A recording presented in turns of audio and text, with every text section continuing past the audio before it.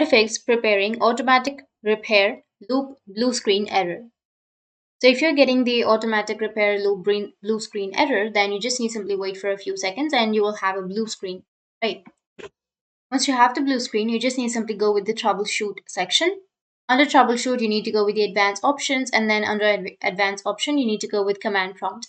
And after clicking on command prompt, it will ask you to enter your password. You just need simply enter your password and it will open up your command prompt, right? So I'll just simply go with command prompt. Now, once your command prompt opens, you will have this kind of interface. So you just need simply enter the command, which is SFC space / scan now.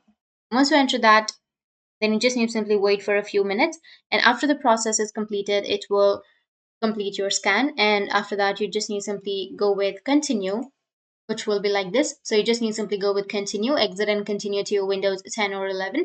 And after that, it will restart your PC or your computer and your problem will be fixed. So that's it. And if you have any questions, feel free to comment below. Thanks for watching.